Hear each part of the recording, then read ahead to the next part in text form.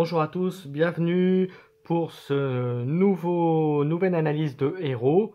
Donc après avoir fait Méduse, après avoir fait le roi Arthur et Alice, on va s'attaquer au dernier héros de la boîte, Combat de légende Unmatch volume 1, et donc en l'occurrence avec Simbad. Donc je vous propose un petit générique et on va commencer tout ça, là, comme je fais d'habitude, avec donc l'analyse du héros, ensuite les cartes, et ensuite quelques conseils de jeu, de façon de le jouer. Voilà, et ben on y va, c'est parti.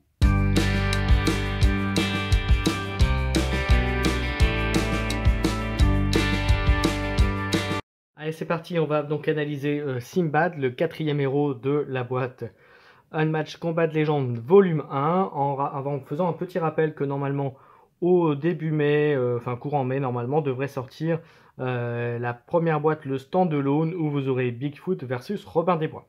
Voilà, donc aujourd'hui on va parler de Simba, donc qui est lui, vous voyez sa figurine. Voilà, j'espère que ça va bien zoomer un petit peu pour que vous la voyez à peu près bien. Voilà. Hop. Bon, ça n'a pas l'air de trop vouloir, mais c'est pas grave. La figurine est quand même très belle et il est accompagné de son portefaix, donc son personnage. Alors, qu'est-ce qu'on peut voir déjà? C'est que les deux héros, donc le héros et l'acolyte, Simbad a 15 points de vie, ce qui est plutôt pas mal, et Portefaix qui en a 6, ce qui est plutôt très correct. Les deux attaquent en mêlée, et on voit que les capacités particulières, c'est lors d'une manœuvre. Vous pouvez déplacer vos combattants de plus d'une case pour chaque carte voyage dans votre défausse. Et on va voir la mécanique des voyages juste après, c'est la spécificité de Simbad. Donc vous allez voir que c'est ce qui va vous permettre de gagner ou perdre une partie en fonction de si vous savez utiliser ces voyages à bon escient ou pas. Allez, je vous propose de commencer à regarder donc les cartes du deck de Simbad. Donc la première, c'est les stratagèmes. Vous voyez, il l'a en deux fois, et vous voyez que c'est les seuls stratagèmes dont il dispose. Donc c'est pour Simbad, et il pioche 3 cartes. Voilà, et une valeur de focus de 1. Donc clairement, il vaut mieux l'utiliser pour les 3 cartes. Voilà, plutôt que sa valeur de focus. On continue avec, on va commencer ensuite par les cartes qui sont à double emploi, donc aussi bien utilisables pour l'attaque ou pour la défense, donc avec tournant décisif, que vous connaissez puisqu'il existe sous d'autres formes, notamment le roi Arthur, et je crois que Alice l'avait également. Où vous pouvez, voilà, si vous avez déplacé votre combattant, la valeur passe de 3 à 5, et avec un focus de 1, donc une carte qui est quand même très intéressante, voilà, notamment avec les capacités de déplacement que vous allez voir dans le jeu de Simbad. Donc voilà, celle-ci, on continue avec une carte spécifique à Simbad qu'il a en deux fois, pardon, qui est donc partir d'un bond. Donc après le combat, si vous avez remporté le combat, choisissez l'un des combattants impliqués dans le combat et déplacez-le de 4 cases au maximum. Donc vous voyez, c'est plutôt sympa comme capacité. Voilà. Hop, on continue avec une autre carte qu'il a en deux fois également, utilisable par tout le monde. Tirer profit pour 4. Après le combat, piocher une carte, c'est toujours intéressant. 4 étant une bonne valeur aussi. Donc intéressant comme carte. Ensuite, une carte que l'on connaît bien aussi, que l'on exècre quand on se la prend, c'est la feinte. Une valeur de résistant, enfin une valeur de 2, utilisable par tous, et immédiatement annuler tous les effets de la carte de votre adversaire. Donc ça c'est pareil, c'est plutôt très fort à utiliser correctement, mais très fort.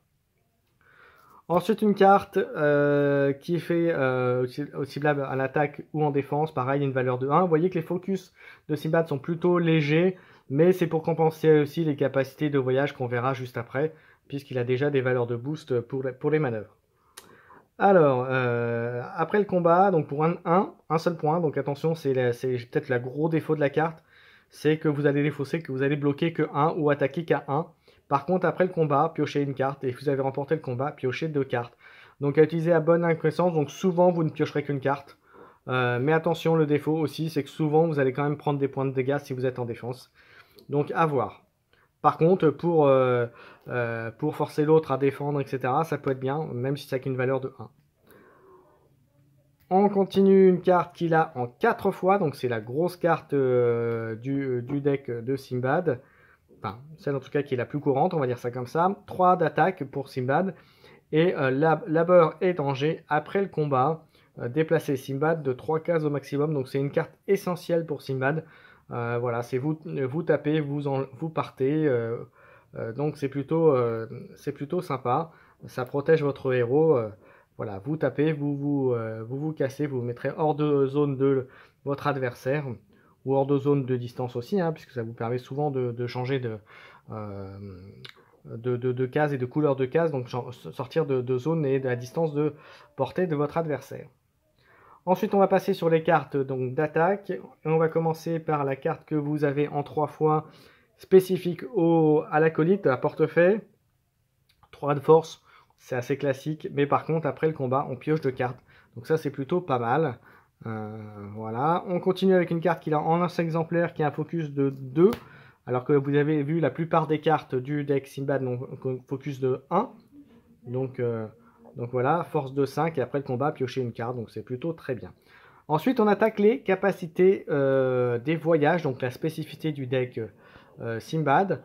Donc la particularité que vous voyez, c'est qu'il a 2 de force, mais par contre, vous voyez qu'ils ont tous, vous verrez, alors pas forcément les mêmes, mais vous avez une capacité pendant le combat et aussi une capacité après le combat. Donc attention, une feinte va vous bloquer complètement votre carte.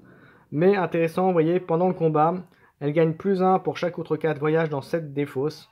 Donc c'est plutôt bien. Donc vous voyez, avec le +1 de combat, mais également +1 de manœuvre pour se déplacer quand vous l'avez dans votre défausse, ça peut s'accumuler. La difficulté, c'est de jouer les premières attaques, puisque c'est souvent ça ne donnera rien.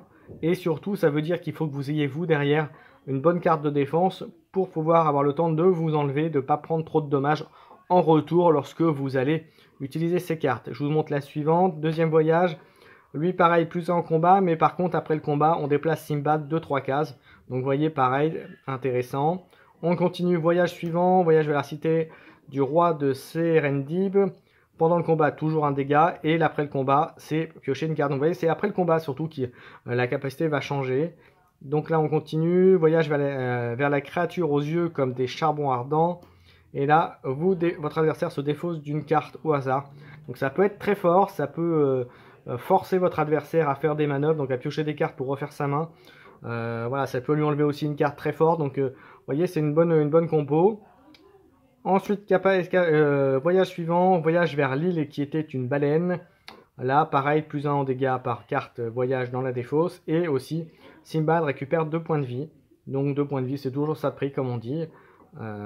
Voilà, et on continue avec le voyage suivant. Voyage vers la cité des singes, mangeurs d'hommes.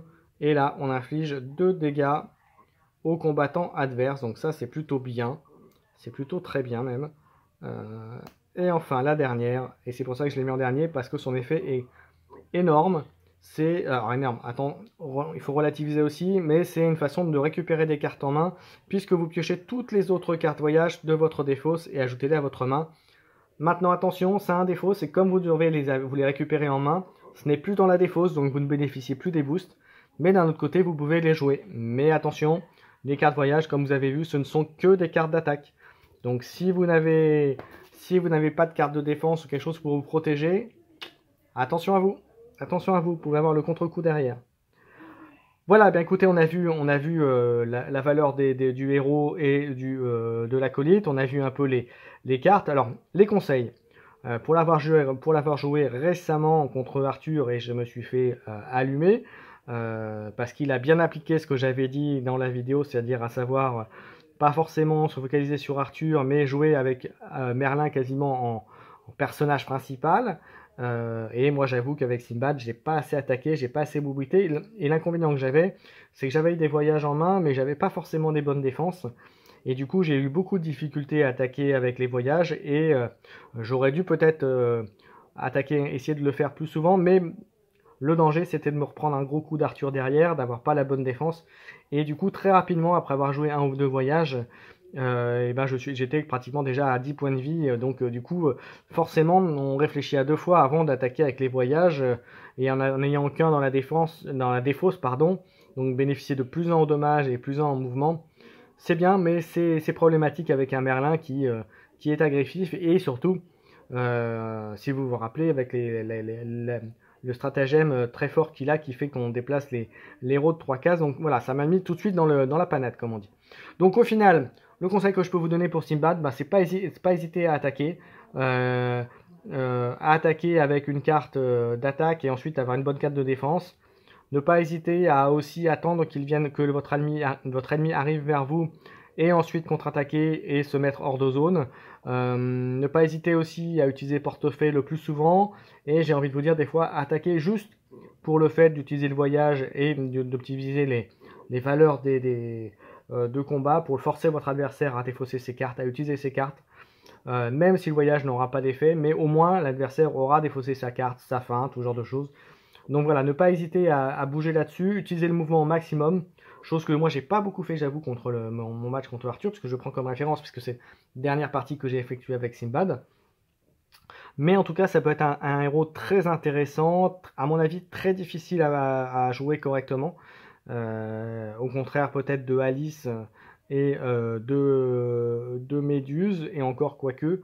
Voilà, mais je vous ferai une vidéo bientôt avec les 4 héros, avec un petit rapport et puis un peu de statistiques et d'analyse de deck un peu plus précis par rapport à ça.